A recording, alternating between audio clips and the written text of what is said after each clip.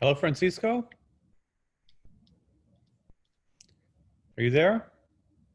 Y- Yes, hello, Michael. There was a Hey, background. got it, got it. So yeah, today was pretty simple because last week with Alana, we talked about Island of Blue Dolphins. Her father had told me that she was going to start Robinson Crusoe. Turns out she got excited about Percy Jackson. So I wanted to kind of check in on her own reading experience. And because where possible, I like to you know, have similar topics for both children. Thought it'd be interesting to check in with Ethan on where he was with respect to reading. So we'd say, in a certain sense, not deep philosophy this week, but more trying to get to know them as readers a little bit. So I'll pause and see if you have any reflections on either or both conversations.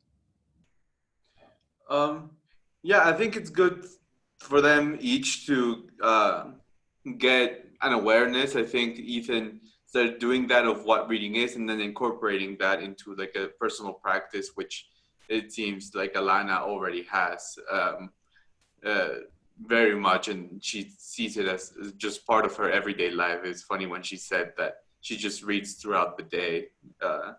If it's not, it's become part of her activities. Exactly.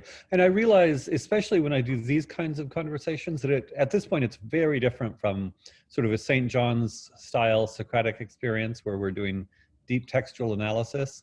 Um, and and I'm not attached as to whether or not it's a cousin, but I do find that I've become habitually reflective on everything. And so part of what I want to do with children is to have them become habitually reflective on everything.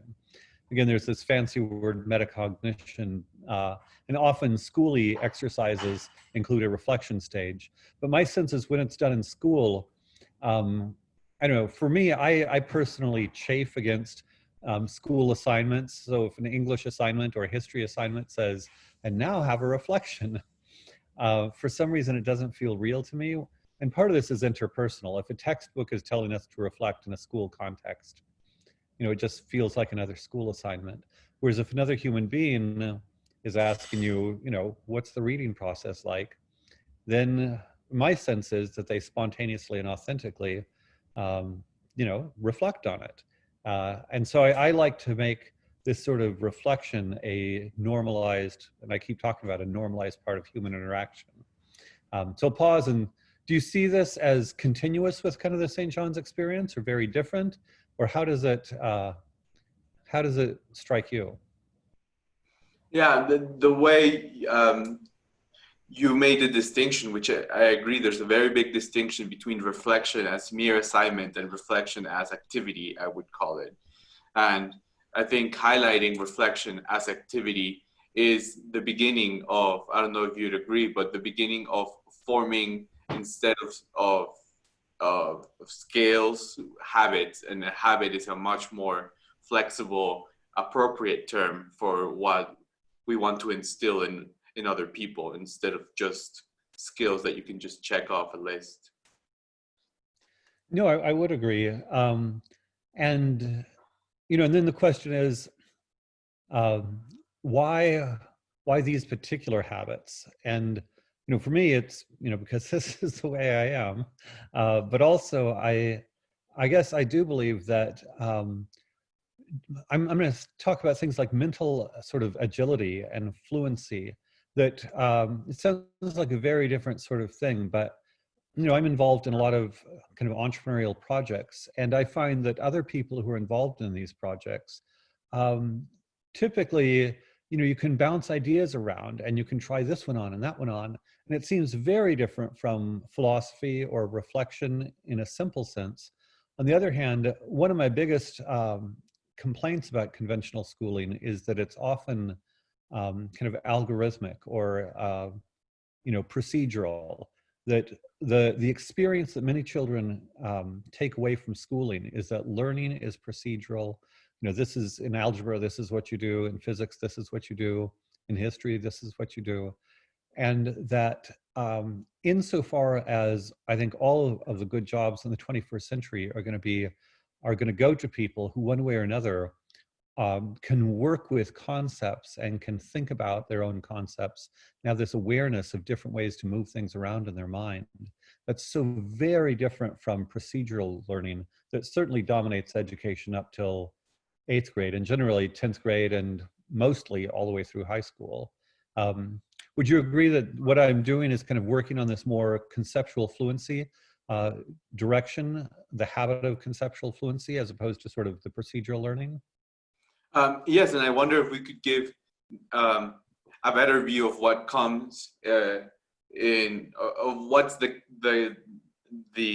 other option apart from procedural. I'm thinking of one aspect of education which does tend to just fall into the procedural category, which is curriculum, right? Like that the emphasis is always on curriculum, like it's always about the list of books and the kinds of activities. And instinctually, I just find that a bit short-sighted, and that is a heavy emphasis on procedural, but it is hard to define what is the other option to that. Can you speak a little what you think the other option to just... Yeah, no, I think that's a really great point. And just to go a little bit more on that, there's one kind of approach to schooling that focuses on clear learning objectives. So, you know, at the end of this class period, you will know A, B, and C. And yeah, A, B, and C are, the whole idea is clearly defined. And, you know, a lot of adult training is like that as well. So people have accepted that. On the other hand, so I agree, first of all, it's going to be challenging to have a concise, beautiful description of this other, but I think it's worth teasing out because I have a clear intuition about it. I'll give you a case study that interested me. One of the parents of at the Academy of Thought and Industry was a woman who had been pretty much at ground zero in the world of UX UI design. You know, back in the 1990s, websites were mostly made by male geeks, and they were terrifically ugly and inefficient. And she began to focus on how to make them much more user-friendly. And gradually, this attention to the user and the user experience developed into these whole fields of, you know, UX UI design. And now she works at Facebook at a pretty high level because, you know, Facebook with billions, the UX UI is critical. You know, and you think about, okay, how would somebody create a whole, and it's not like she single-handedly created a domain, but how could somebody, you know, be at the frontier and help to create a domain like that, a new domain like that?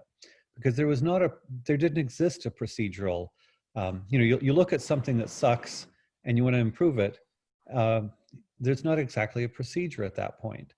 And so, you know, I'm kind of struggling to figure out how I see that the most important problems of the 21st century involve unstructured problems. And, you know, I was having a conversation with another Johnny about asking questions and how doing this trains us to ask good questions. But it's not algorithmic. It's not like in sophomore year, we learn how to ask questions type, you know, 3.65. You know, I think when habitually, the way I look at it is, I'm habitually trying to understand the world, and understanding the world is an endlessly vast task. And so if I'm understanding, you know, why, you know, how can we believe in biological determinism and free will at the same time? That's one kind of understanding the world. If I'm trying to understand why all of these websites suck and are so ugly, and why does it have to be that way? That's a different kind of understanding of the world. But strangely for me, it seems similar. And so to take a stretch, and I'll see what you think about this, when I get Ethan or Alana to think about what is reading and what's my relationship to reading and how do I read, these are kind of big open-ended questions. I have no particular agenda or right answer. I just want them to reflect on it. I see this kind of universal habitual task of understanding, and then normalizing asking questions in order to extend understanding as really a foundational intellectual toolkit. So I'll pause there and see to what extent parts of that work for you. Yeah, I think one thing that I got from that is that it is interesting how current needs and current trends can help us understand and highlight what we consider to be a good or effective education, in that perhaps it was the case that for a long time in most of the industries, you could get by with kind of procedural, computational type job. You could build a whole career on just following processes. But now there seems to be a need for a kind of synthesizing mind, and a kind of less emphasis on computation and more emphasis on making connections that were not there before, and how that speaks to the Socratic education, which is both very old in a classical conception of what a human being is and should be, but also adaptive to these trends that are going to be very necessary for the workplace of the present and the future. Well, exactly. And for me, the key Socratic thing is consistency and coherence. I feel like I should always unpack this, because for me, consistency and coherence plays a similar role to Euclidean axioms, where given those Euclidean axioms, you can unpack all of Euclidean geometry. For me, anytime we perceive an inconsistency, I want kind of an emotional, I'll call it an anxiety or something, that if A is not consistent with B, I'm bothered by that. Einstein was bothered by quantum mechanics, and for a good reason. And, I think that sort of desire to resolve consistencies is an important appetite. And it always has one, if things don't quite make sense, one has in the habit of looking for them. But part of this is accepting that one's role as a learner and understanding is to create a viewpoint that makes sense. Now, to some extent, I wonder if we're losing audiences by going so far from what seems to be the concrete experiences with the children. But I'll pause there and see, is this language making sense for you? Is it mapping onto your experience? It is making sense, and maybe as a way to somewhat return to the concrete experience, I think one key insight in the way I have seen you and people trained by you approach this type of education is that there is a sort of, not complete, but a sort of separation between having deep, thoughtful Socratic conversations and following texts that should spark these conversations. That having deep, thoughtful conversations extends your experience with text, that it's something you can and ought to do with everything in your life, and that it doesn't necessarily map onto very specific texts and having read the right books in the right sequence, etc. So, and because you recently graduated from St. John's, to some extent, what I'm reminded of is that there is a school, as it were, that's very focused on the text and the textual interpretation, and that it's all about the books. And what you're pointing out is, for me, it's all about, as it were, interrogating experience, that is, or understanding experience broadly construed. And books may inform our experiences, but experiences inform our experiences and thoughts. And so, yeah, I've definitely sort of, while reading is obviously important, and that was our focus today, for me, it's much, much more than any particular set of texts. Is that the kind of point you're getting at? Yes, I think it really, and the progression you've had with Alana really speaks to that. Obviously, you can't follow a program of books in the way we've had with St. John's yet, just because of their age, and Alana is just starting to have a reading practice, so it's going to have to be other conversations. But I see that it is that reading in the way that discussing books in the way that we were used to at St. John's is going to be just one component of Alana's continuing Socratic practice, for instance, that she has now the experience of having thoughtful, investigating conversations about anything in her life, about everything. No, that's very true. And actually, that said, I'm also looking forward to more text-based conversations, as she's obviously a reader.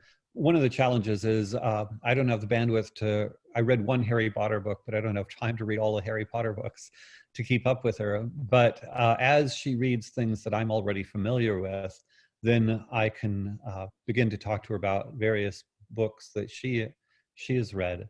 And so there is a way in which reading text together tethers a conversation. And so while I will always have the big picture, expansive philosophical understanding with her, I also look forward to doing a little bit more with texts. Thinking right now she's still fairly concrete vis-a-vis the texts, but I think that, it's interesting. She's 8 now, or she turns 8 in August. Puberty is not that far along. Different children hit puberty at different ages, but then that's where things really intensify in terms of, as it were, intellectual kind of intensity and abstraction. And so I see all of this as sort of laying the groundwork for Alana, who clearly has a fabulous mind already, but moving out of this concrete phase into a much more, both abstract but also internally reflective phase in, say, 2, 3, 4 years, something like that. And yes, go ahead. And about this experience of laying the groundwork, I've often heard you talk about this as preparing students for many things, but in part for a richer academic life. That a student that has this habit will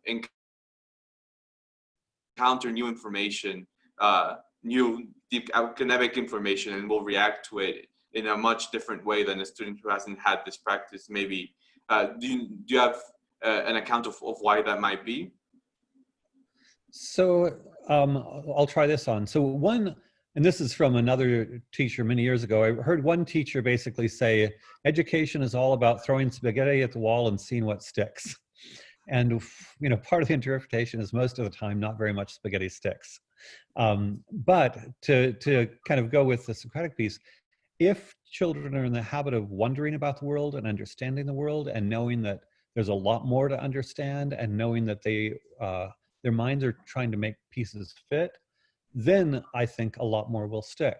And I think one of the reasons not much sticks is that, very often the emotional life, the kind of vibrant emotional life of children may have to do with, say, relationships in their family, relationships with their friends, and maybe particular media they love. I think pop culture, I often say pop culture is the dominant force. And so in order to get kids excited, often one needs to connect, often to pop culture, or things that are going on in their social media lives or in their gaming lives. And insofar as those are relatively narrow worlds for most children, it's very difficult to get mainstream academic content to stick if those are the kind of lively emotional pieces.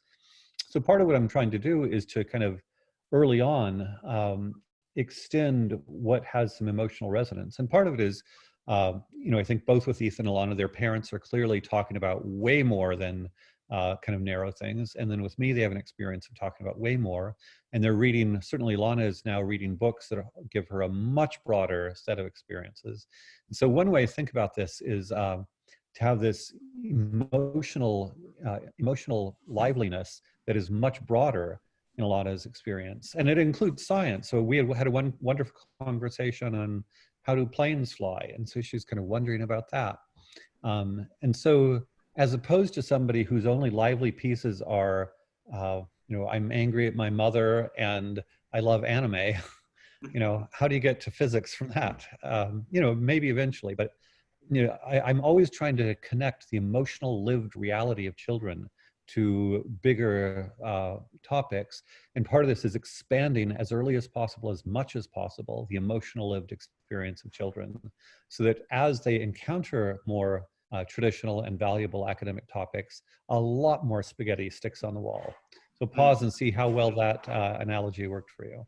I think that was a great insight, almost like a breath of fresh air. This is something you don't hear very often. That an intellectual practice does have a very strong emotional component. That the issues of emotional resonance are present there, and vice versa.